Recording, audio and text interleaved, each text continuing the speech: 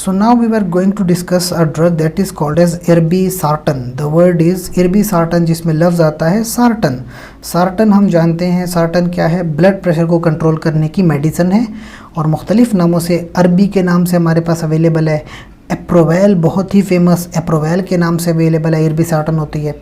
इसके अलावा को एप्रोवेल यानी कि इर्बिसार्टन के साथ साथ हाइड्रोक्लोरथायाजाइड तो को एप्रोवेल के नाम से अवेलेबल है, इरिकॉन के नाम से अवेलेबल है. The word is irbesartan, a very famous a very clinically useful drug called irbesartan. Dosage form और स्ट्रेंथ की बात करें, टैबलेट में 75 mg, 150 mg, 300 mg की फॉर्म में अवेलेबल आती है. फार्माकोलॉजी क्या है इसकी, हमारे पास नॉर्मल ब्लड वेसल्स आ रही हैं तो एक मॉलिक्यूल होता है जिसको हम कहते हैं एंजियोटेंसिन 2. नाउ एंजियोटेंसिन 2 क्या करता है, एंजियोटेंसिन 2 आता है और हमारे पास ब्लड वेसल्स पे जाके एक्ट करता है. ब्लड वेसल पे एक रिसेप्टर होता है that is called as angiotensin 2 receptor. तो जैसे ही मॉलिक्यूल यहाँ पे एक्ट करेगा ब्लड वेसल्स जो होती हैं वो छोटी हो जाती हैं, यानी कि एक नॉर्मल लेवल से वो पतली हो जाती हैं. इसको हम कहते हैं वेजोकंस्ट्रिक्शन. जब वेजोकंस्ट्रिक्शन हो जाएगी तो पहले जो अब नॉर्मली ब्लड यहाँ से पास करेगा तो यहाँ पे ज़्यादा प्रेशर डालेगा, तो यानी कि ब्लड प्रेशर इंक्रीज़ हो जाएगा. तो जब ब्लड प्रेशर इंक्रीज़ होता है हम मेडिसिन लेते हैं जो है इर्बिसार्टन. इर्बिसार्टन आती है और इस रिसेप्टर को यानी जो एंजियोटेंसिन का जो रिसेप्टर है इसको ब्लॉक कर देती है. ये रिसेप्टर यहाँ पे ब्लॉक हो जाता है.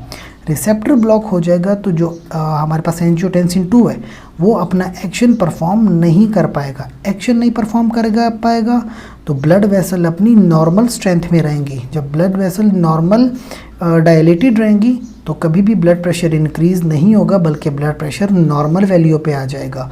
तो ये हमारे पास फार्माकोलॉजी होती है इर्बिसार्टन की.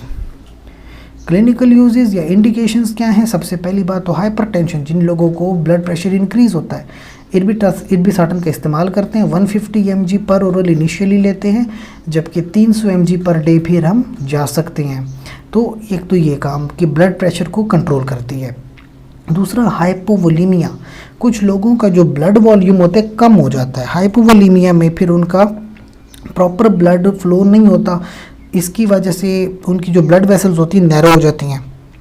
तो हम नैरो होने से बचाने के लिए इर्बिसार्टन देते हैं और वो क्या करती हैं कि फिर प्रॉपर ब्लड फ्लो होता है.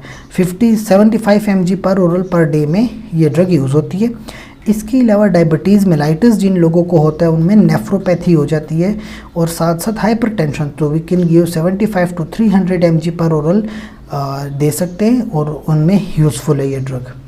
एक वार्निंग साइन है कि कभी भी किसी को प्रेगनेंसी हो तो प्रेगनेंसी में हमेशा से डिसकंटिन्यू कर देनी चाहिए ड्रग, वरना फीटस में बहुत एबनॉर्मेलिटीज़ आ सकती हैं. पहली बात. दूसरी बात ये है कि जिन लोगों को डायबिटीज़ मेलाइटिस होती है स्पेसिफिकली वो लोग एलिस्काइरिन ड्रग का इस्तेमाल करते हैं.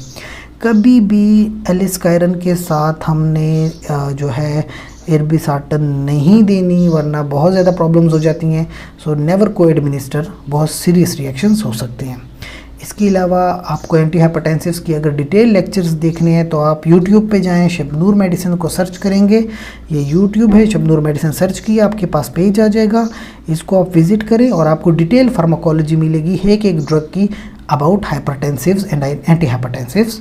Thank you.